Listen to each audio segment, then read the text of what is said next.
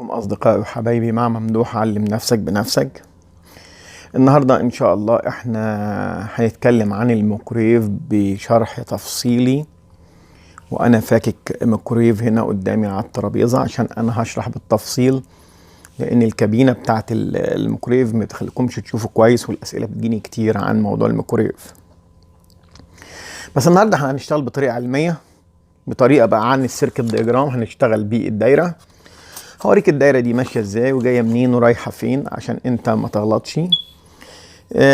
بس هوريك الاول شوية ملحوظات كده هنتكلم عنهم الاول قبل ما نشتغل ونشوف الموضوع ايه.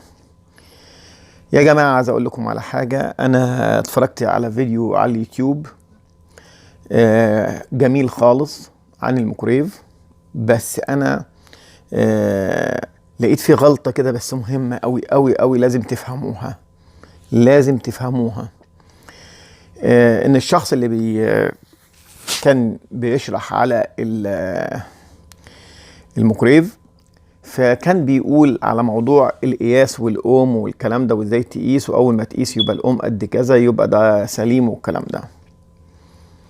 هي بس الملحوظة اللي انا شفتها بصراحة هقول لكم عليها دلوقتي، ان هو مسك الماجنترون وراح قاس الاطراف بتاعته، هو راكب في مكانه، وراح قال الأم، قاس الأم وطلع الأم مظبوط، كان 2 تقريبا حاجة زي كده، وقال كده يبقى مظبوط صح، هو كلامه صح، هو ما غلطش.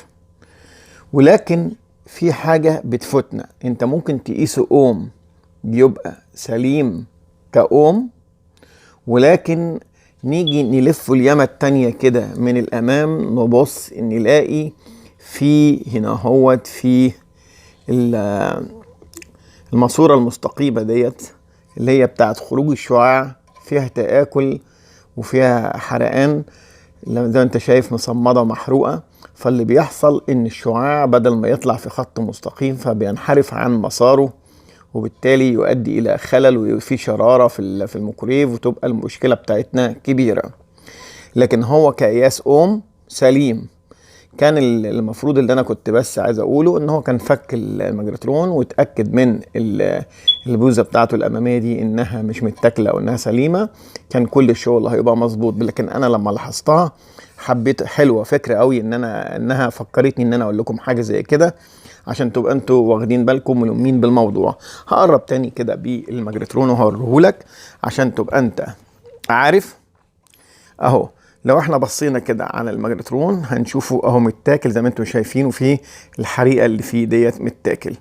طبعا السليم ما بقاش بالمنظر ده، لكن هو لما جيت قاس من ورا هنا اهو، قاس من هنا على بالديجيتال على الاوم، فلقى ان هو سليم وما فيهوش اي مشكله، فبناء عليه هو قال انه سليم.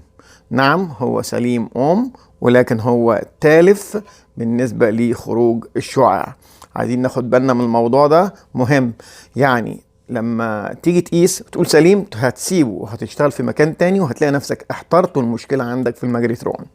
دي اول حاجه عايز اقولها لك، وكل الكلام ده هنقيسه دلوقتي وهنشوف. عايز اقول لك الكلمه اللي انا دايما اقولها لك، ما تخافش، هتتعلم وهتعرف كل حاجة، وبعد كده هتلاقي نفسك اتمرست في المهنة وإيدك مشيت فيها وهتشتغل بكفاءة وتبقى كويس. طيب دلوقتي أنا عايز أقول لكم على شوية حاجات أنا كتبتها هنا عشان أوريها لكم الأول. طبعا كلنا عارفين الألوان، وطبعا بالإنجليش اسمها إيه وبالعربي اسمها إيه، فطبعا الكلام ده كله عارفينه. بس انا عايز اوريكم الرموز الاول اللي هي بيستخدمها الميكرويف او فني الصيانه في الميكرويف. ايه هي الرموز اللي احنا بنشتغل عليها، وايه هي الرموز دي معناها ايه؟ هو ده الكلام اللي انا هقوله النهارده، وبعد كده هدخل في الشرح العملي. بس هتكلم ايه الاول المعلومه دي. تعالوا مع بعض نشوف الورقتين دول. انا همسك الورقه الاولانيه دي، عايزك تاخد بالك منها خالص. الورقه الاولانيه ديت لو بصينا في الاول هنا هوت البي كي، بمعنى عايز اوريها لك اوضح شويه كده. البي كي ده الرمز بمعنى بلاك يعني اسود، البي يو بلو يعني ازرق، يعني لما تلاقي حاجة عندك مكتوب عليها بي كي سلك يعني ده سلك اسود، بي يو يعني ده سلك اللي هو الازرق البلو. بعد كده هنشوف الار يعني ريد احمر، وهنشوف بعد كده البي ار يعني براون بني. هندخل بعد كده الاو ار يعني اورنج برتقالي. هندخل بعد كده رمز الدبلو يعني وايت يعني ابيض.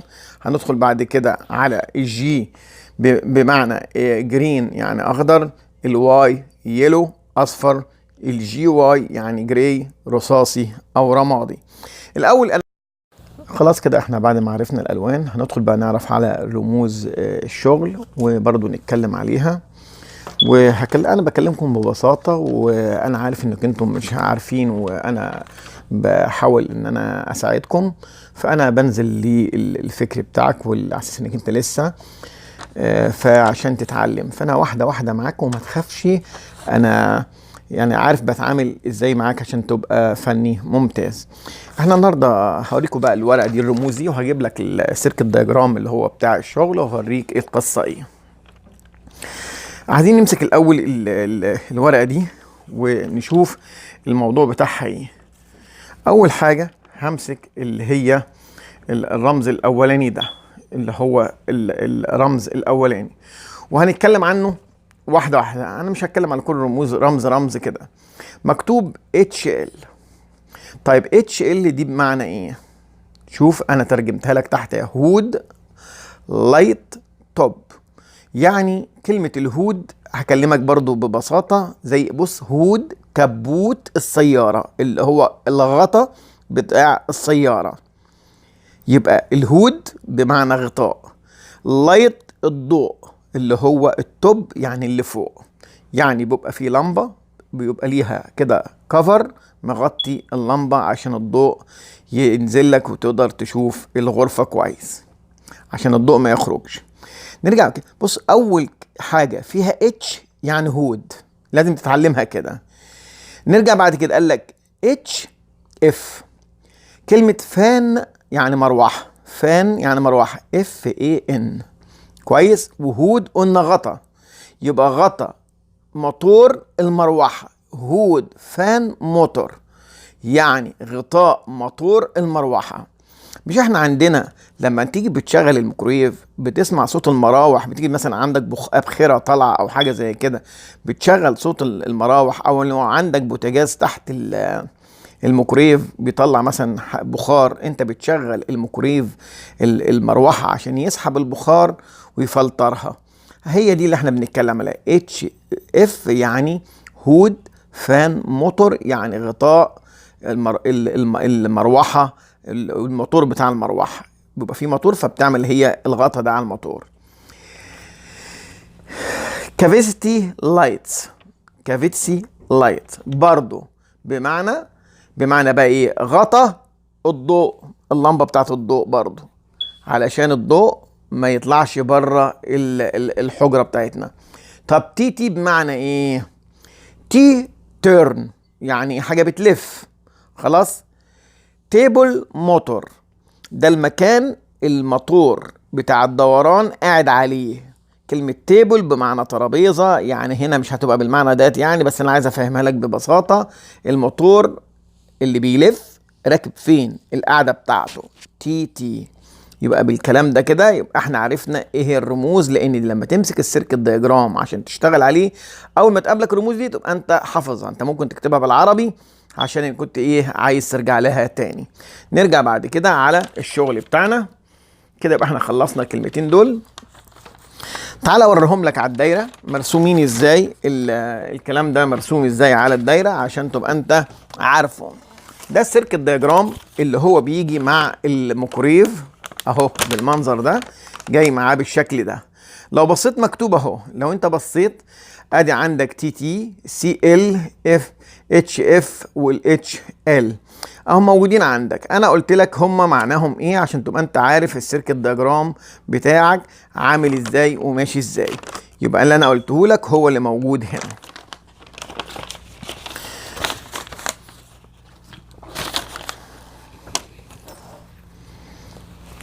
في رموز تانية هقول لك عليها تبقى زي ايه، B1 بي 1 بي 2 بي 3 بي 4 يعني ايه بي 1 بي 2 بي 3 بي 4 بي 5 6 كده بالمنظر ده. ويقول لك يعني انا همسك الدايره دي وهمسك مثلا الجزء التحتاني ده مكتوب اللي هو الاتش اف. احنا اتفقنا الاتش اف هنمسك له الورقه بتاعتنا. ايه هي الاتش اف؟ قلنا الهود فان موتور. هود فان موتور، لازم تاخد بالك من الموضوع ده. هو كاتب لك هنا بقى، كاتب لك ايه بقى؟ خد بالك حاجه مهمه جدا، اللي هو ده اللي هو المراوح ديت، ما هو ما فيهوش غير المروحه ديت اهي ماشي. هود فان موتور. جه قال لي ايه بقى؟ بصوا بقى مكتوب ايه تحت، انا هقربها لك برضو وتشوف.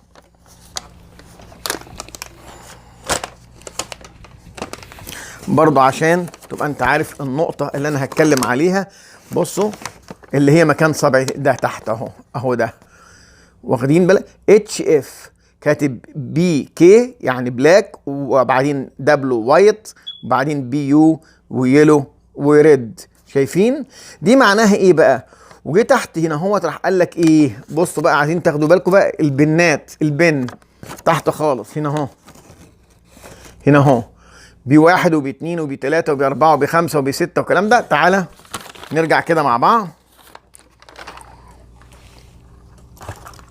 انا كده فكيت، يبقى قال لك الفان، يبقى انت عارف. بصوا بقى لو بصينا احنا لفيشه السلك ديت هنلاقي ادي زي ما انت شايف كده بلو ريد وايت يلو بلاك اللي هو قال عليه. يبقى انت عشان عارف تعرف ازاي بقى الرموز انا قلتها لك ليه؟ عشان تقوم انت عارف رايحه فين. ولما يقول لك الفان يبقى دي المروحه بتاعتي، وادخل على الفيشه زي وهو بيقول لك بالظبط. يبقى احنا كده متفقين.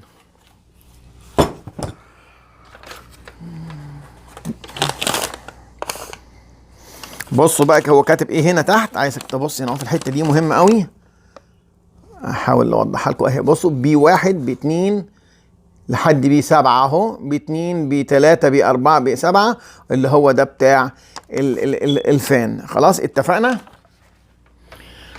يبقى احنا كده نشيل دي على جنب علشان ما نرجع لهاش تاني،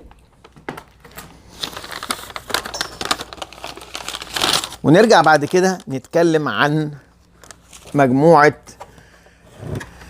الكنترول بانل. لو بصينا كده لوحة الكنترول بانل فيها ترانس كهرباء. ترانس الكهرباء ده بياخد كهرباء من السويتش اللي بيبقى على الباب. الباب فيه 3 سويتشات. ساعة ما بتقفل الباب، يعني الباب هو مفتوح، لو جيت اديت الاوردر والامر والكلام ده مش هيشتغل طول ما الباب مفتوح. فالباب لما بيبقى مغلق وتيجي انت تكتب التايم اللي انت عايزه وتدي ستارت يشتغل. اللي بيحصل لما بتقفل الباب الكهرباء بتوصل للترانس ده. اول حاجه بتوصل للريلي. انت لما بتيجي بتدوس يروح الريلي ده قافل، الكهرباء توصل للترانس. الترانس ده بياخد كهرباء 220 او ان كان عندنا هنا 110.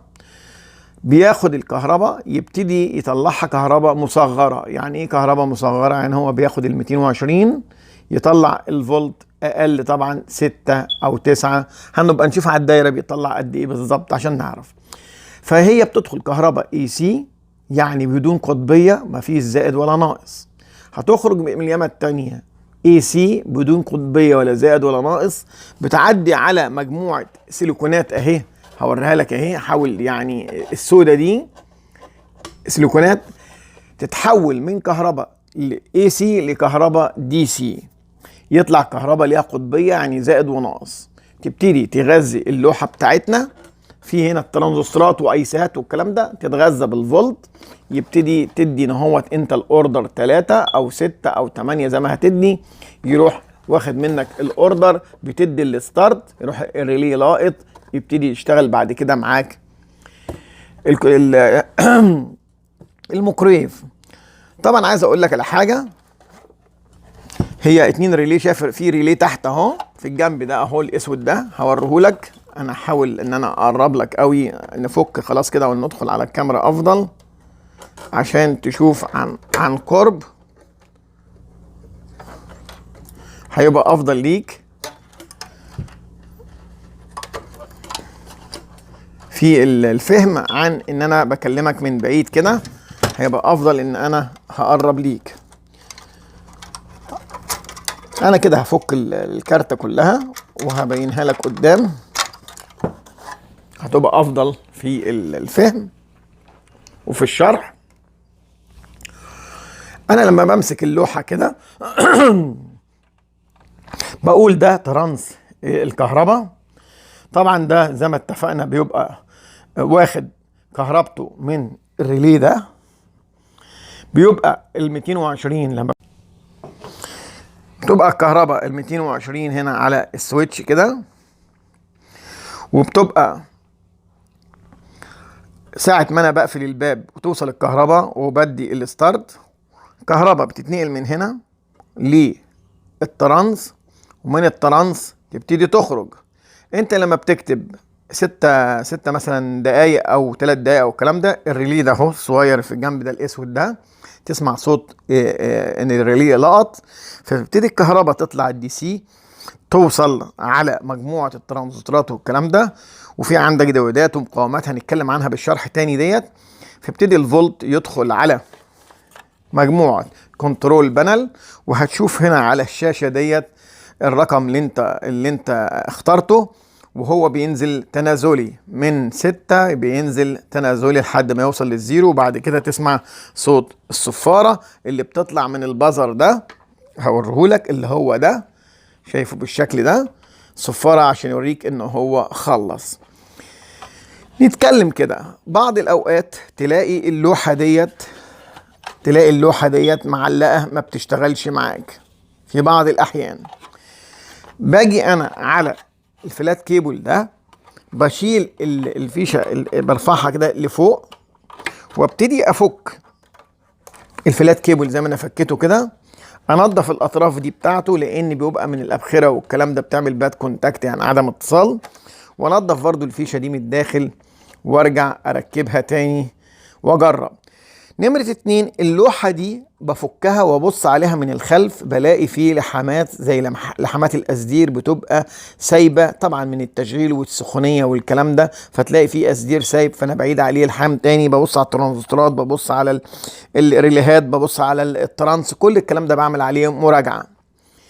طيب في حالة لو ما اشتغلتش معايا، باجي انا هنا اهوت وبجيب زي مفك رفيع او حاجه رفيعه، وباجي للوش البلاستيك ده من الزاويه هنا من الزوايا، ابتدي اروح مطلعه واطلع المجموعه ديت كلها للورا. لو حد منكم فك الكيبورد بتاع الكمبيوتر، بيلاقي عباره عن حته بلاستيكه كده وعليها خطوط توصيل، هي هنا نفس النظام، بس وانت بتفكها خد بالك لا تقطع الفلات كيبل. يعني لازم تكون حذر، يعني انت الفلات كيبل طلع من الجنب ده، يبقى انا هفك من الجنب اللي هنا ده، واجي في الحته دي اللي فيها الفلات كيبل اكون حريص جدا ان انا اسحبه بالراحه. بعد ما بفك المجموعه ديت، باجي من الخلف بجيب قطنه بسبرتو وبنضف نفس المجموعه ديت والمجموعه التحتانيه، انضفها كويس جدا، واحاول امشي صوابعي على الارقام دي، اشوف هل في رقم مضغوط للداخل عامل اتصال، وبناء عليه لما عمل كونتاكت فبيحصلش ان بتشتغل معايا اللوحة. فلازم ان انا انضف واتأكد ان كل ده بره علشان اللوحة تشتغل معايا مظبوط. يبقى هي دي الطرق اللي بتخلي الكيبورد ديت تشتغل. هنرجع بعد كده، يبقى دي تاني حاجة خلصناها. هنرجع بعد كده على نشوف موضوع وصول الفولت للجهاز. هنفك اللوحة ديت،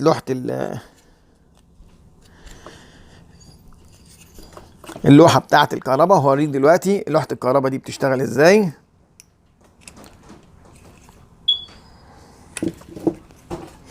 دي لوحة الكهرباء اللي هي بدايتها بتدخل الكهرباء ال 220 او ال 110 بتدخل هنا هو عن طريق الكليبسين دول وفيشة الكهرباء. ساعات الفيوز ده يضرب، اجي بعد كده ان انا اغير الفيوز الاقيه بيضرب تاني، او النور بتاع البيت بيفصل.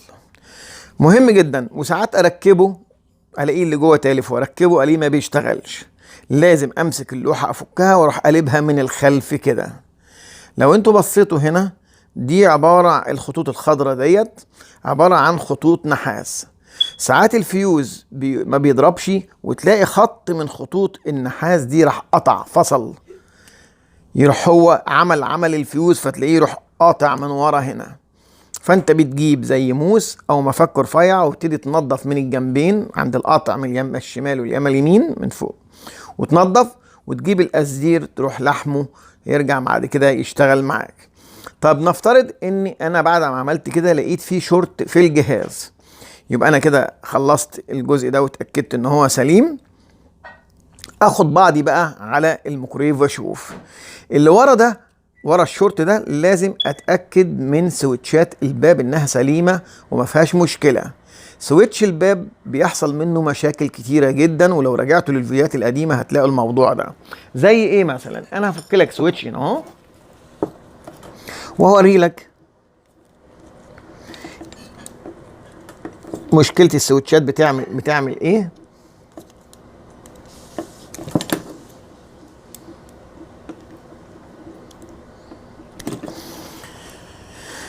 ده السويتش اللي بيبقى موجود في الباب، بيبقوا فيه 3.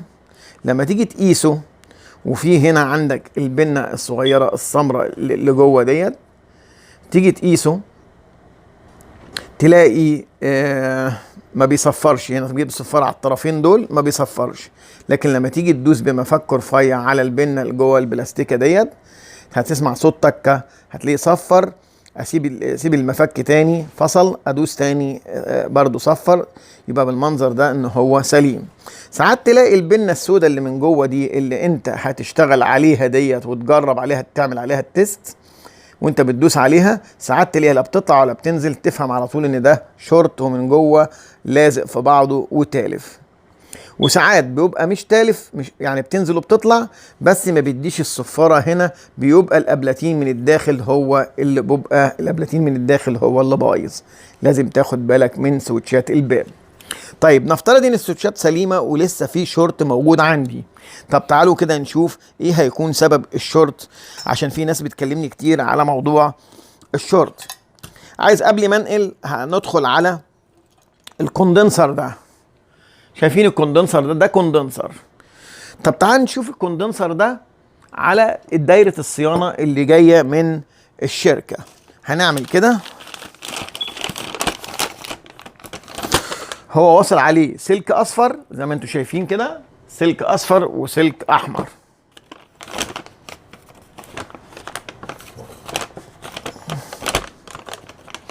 اصفر واحمر يعني هنقول يلو وهنقول احمر واصفر. هنمسك الدايره بتاعتنا كده هوريها لكم بوضوح اكتر. احنا اتفقنا ان اللي قلنا الاتش اف اللي هو بمعنى الاتش اف بمعنى الهود فان. هنمسك كده وادخل على الاف اتش زي ما اتفقنا اهي. بصوا هنشوف السلك اللي واصل عليها. هنعمل كده، لو بصينا بالشكل ده اهي، نطلع كده لفوق هنلاقي ادي اليلو فوق اهو، وادي الريد، وادي الكباستور اللي هو المكثف اللي انا كنت لسه ماسكه لك دلوقتي بايديا. يبقى المروحه اهي واصل عليها السلكين دول اهو. شايفين ادي واي وار، يعني قلنا الواي يلو والار الريد طالعين فوق على المكثف اللي هو ده. عايز اقول لك على حاجه، المراوح دي لو بتشتغل ضعيفه او توقفت، ما تغيرش المراوح. انت لازم تروح على المكثف ده الاول ونغيره ونشوف. نفك المكثف ده واقربه ليكوا كده عشان تشوفوه عن قرب كده بالشكل، مكثف بالشكل ده كده، له طرفين اهو اللي بيوصل عليه. ده مكتوب عليه 6 يو اف 230 فولت. لازم نفهم الكلام ده ونعرفه. يبقى ده عمله ان هو بيدي التقويم للمراوح عشان تشتغل، هو اللي بيقومها. طب افرض المراوح مش قادرة تقوم، لازم اول حاجة اعملها ان انا اغير المكثف ده قبل ما افكر ان انا اغير المراوح او اعمل لها اختبار. يبقى خلصنا بعد كده المكثف. هنرجع بعد كده، يبقى انا مش قدامي غير 3 حاجات تانيين: الكاباستور، وطبعا بالديود اللي راكب فيه، وهندخل على الترانس بتاع الهاي فريكوانس، وهندخل على الماجنترون اللي هو اللي بيطلع شعاع عشان التسخين. الشورت بقى في الكهرباء هيبقى منين؟ لازم عشان نشتغل كويس ونعرف الامور ماشيه ازاي، انا هقول لك ببساطه ازاي انك انت تمشي خطوه بخطوه. لو بصينا كده هنلاقي الترانسفورمر ده اللي هو هاي فريكوانس مطلع 2 فردة كهرباء هاي فولتج داخلين فين؟ داخلين على الكاباستور وداخلين على الماجنترون. انا اول حاجه هعملها هاجي على الماجنترون، هروح فاصل السلكتين دول اللي هم داخلين عليه. طب انا هفصلهم ليه؟ هقول لك دلوقتي هفصلهم ليه.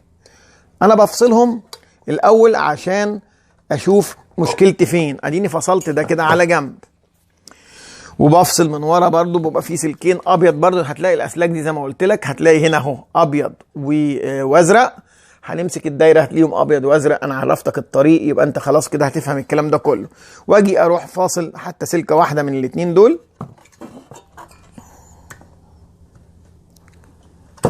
كده، وادخل الميكرويف في الكهرباء.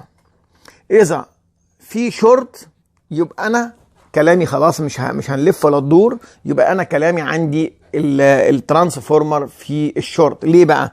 لان انت فصلت المرحله اللي بعد ترانسفورمر، فصلت الماجنترون. احنا اتفقنا ان قلنا الاتش اف اللي هو بمعنى الاتش اف بمعنى الهود فان. هنمسك كده وادخل على الاف اتش زي ما اتفقنا اهي. بصوا هنشوف السلك اللي واصل عليها. هنعمل كده، لو بصينا بالشكل ده اهي، نطلع كده لفوق هنلاقي ادي اليلو فوق اهو، وادي الريد، وادي الكاباستور اللي هو المكثف اللي انا كنت لسه ماسكه لك دلوقتي بايديا.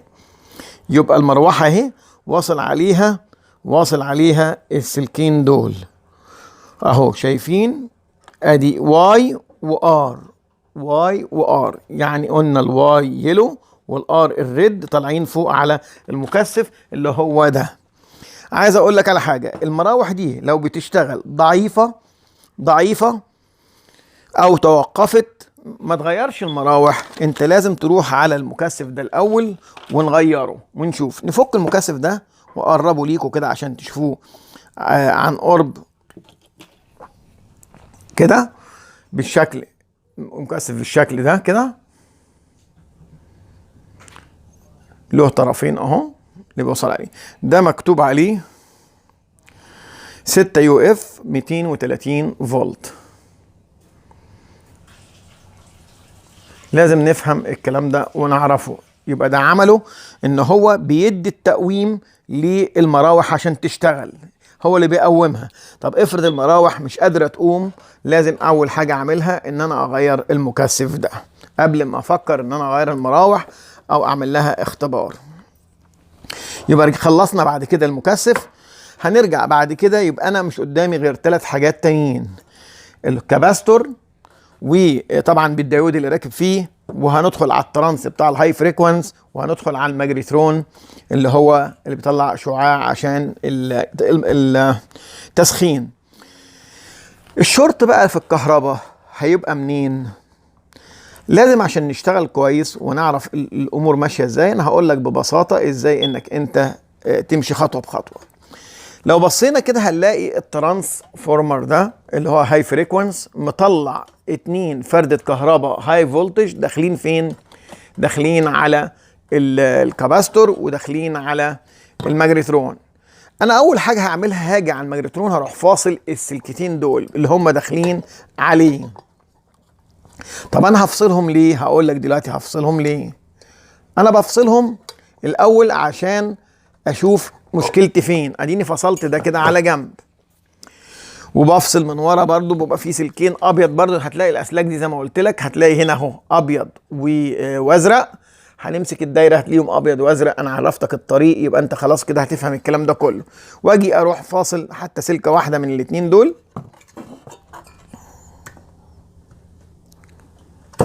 كده، وادخل الميكرويف في الكهرباء. اذا في شورت يبقى انا كلامي خلاص مش هنلف ولا تدور، يبقى انا كلامي عندي الترانسفورمر في الشورت. ليه بقى؟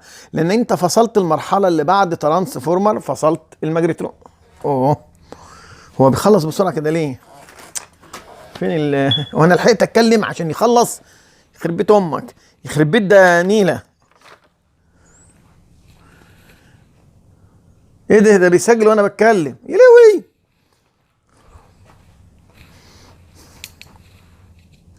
انا بوظت الجزء ده. يبقى احنا زي ما اتفقنا هنمشي مرحله مرحله. اول حاجه ان انا فكيت السلوك اللي هي واصله بالماجنترون، واجي على السلوك اللي هي خارجه من الترانس على الكباستور، ان انا بفصلها. باجي سلك واحد اقوم فاصله. طبعا انا فاصل السلك الاحمر، افصل كمان السلك الابيض من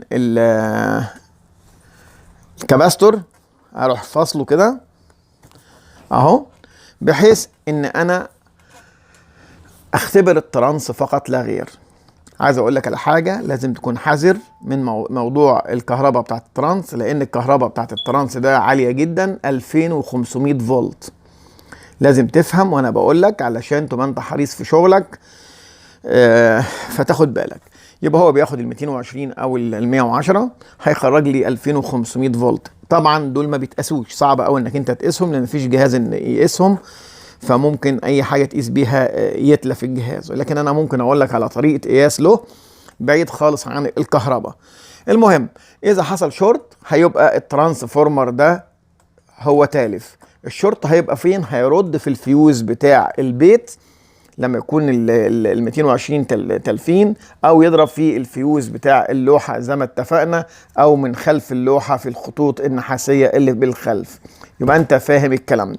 طب افرض ان مفيش شورت حصل، يبقى انا كده الشغل بتاعي سليم. هاجي اعمل ايه؟ برضو مش هوصل الماجنترون، هسيبه لبره خالص، وهاجي على الكباستور، هركب السلكه بتاعت الكباستور اللي هي السلكه البيضه ديت، وكده بالسلكه الحمراء هي. لو انت بصيت السلكه الحمراء رايحه مع السلكه مع السلكه الحمراء تانية، وجايين اهم من ترانسفورمر وداخلين على الكباستور. مهم جدا اللي انا عايز اقول لك عليه، 90% ان ما كانش اكتر سبب تلف او الشورت اللي بيحصل عندك بيبقى من الكباستور او من الديود الهاي فريكوانس اللي هو ده الديود الهاي فريكوانس. انا هقرب لك برضو عشان تشوف ايه هو الديود الهاي فريكوانس، عشان تبقى انت شايف كل حاجه. لو بصينا كده هنشوف ده الديود الهاي فريكوانس، وده الكباستور له الطرفين. الكباستور ده مكتوب عليه قيمه، يعني مثلا اللي في ايدي ده مكتوب عليه 95 يو اف، الفولت بتاعه 2100 فولت اللي مكتوب عليه. طبعا ليه؟ لان زي ما اتفقنا ان الفولت بيبقى طالع من الهاي فريكوانس اللي الترانس بيبقى عالي جدا. الدايود ده برضو ما بيتقاس القياس العادي، الدايود ده له طريقه لقياسه. هقول لك على طريقه قياسه تبقى انت عارفها بالمره طالما احنا ماسكينه كده عشان نعرف. لو بصيت الهاي فريكوانس اللي هو السيليكون ده بيبقى عليه خط ابيض من قدام، ده بيبقى الخط ده اللي انت لو حبيت اوضحه لك اكتر كده، في خط ابيض اهو. الخط الابيض ده بيبقى ده الزائد اللي هو عليه مكان المسمار ده بيبقى الزائد. لو حبيت تقيسه هجيب اركب مع الزائد هنا مقاومه 270 اوم، 270 اوم، واجيب ترانس مثلا 15 فولت او 20 فولت، وهاجي للمقاومة طرفها من الآخر، هرسمها لك عشان تشوفها أفضل، بلاش الشرح لأن ممكن ما تاخدش بالك. أنا هرسمها لك كده وأوريها لك على طول عشان تبقى أنت عارفها. أدي الديود أهو، هرسمه لك بالشكلين. شكله على الدايرة بيبقى بالشكل ده، طبعا على سيركت دياجرام بيبقى بالشكل ده كده، وشكله اللي بيبقى في الجهاز بالشكل ده كده. انا هاجي هركب مقاومة هنا 270 اوم، هركب هنا مقاومة اهي 270 اوم، وهاجي هدخل هنا، ادخل 20 فولت مثلا، اذا كان عندك وادخل من هنا مثلا 20 فولت بالشكل ده. انا رسمتها لك بالشكل ده عشان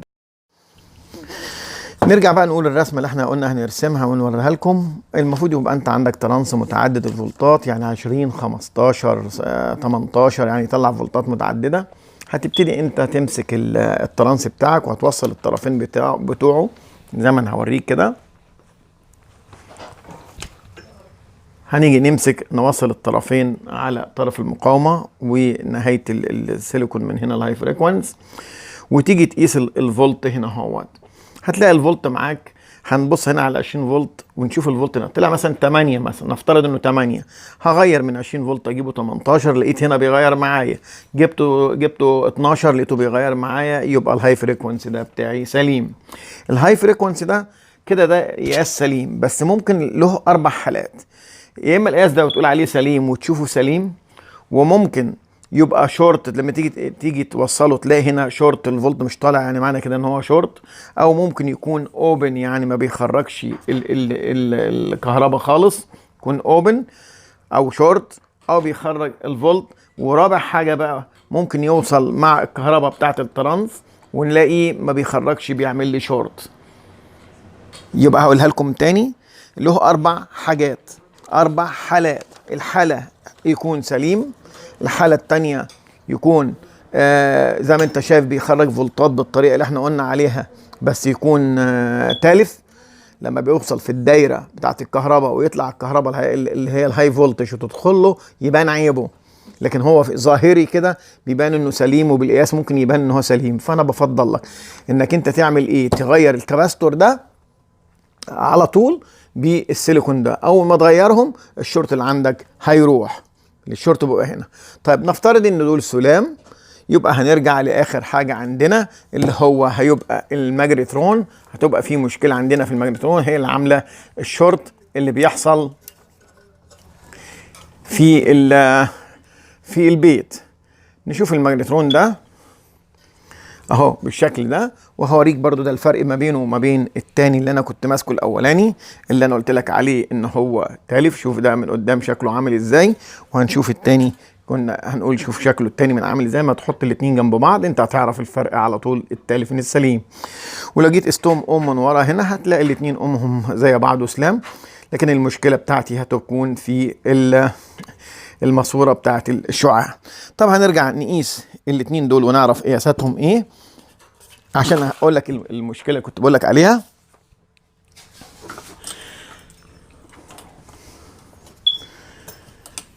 على فكره هقول لك على الجهاز الجديد ده اللي انا كنت قلت لك هقول لك على جهاز جديد.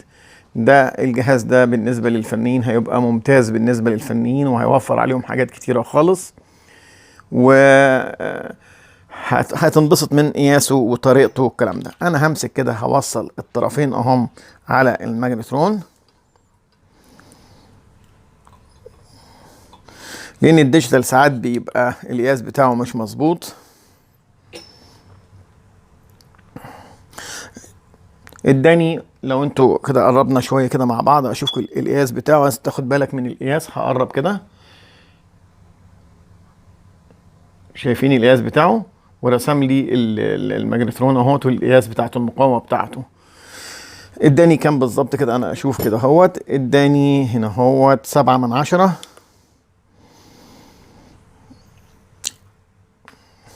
هو كده بيعمل التستنج. اداني 7/100 اوم.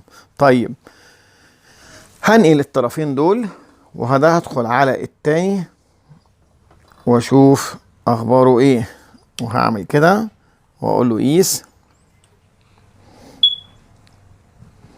اداني 67. بصوا كده اهو،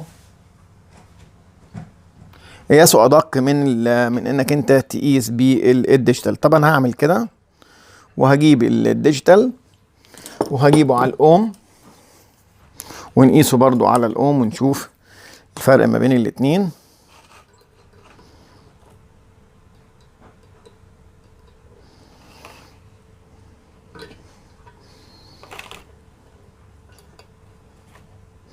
ده قياسه 0،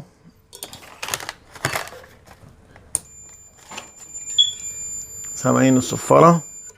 وادي التاني اهو هقيسه، هيديني 0 برضو ولا هيديني ايه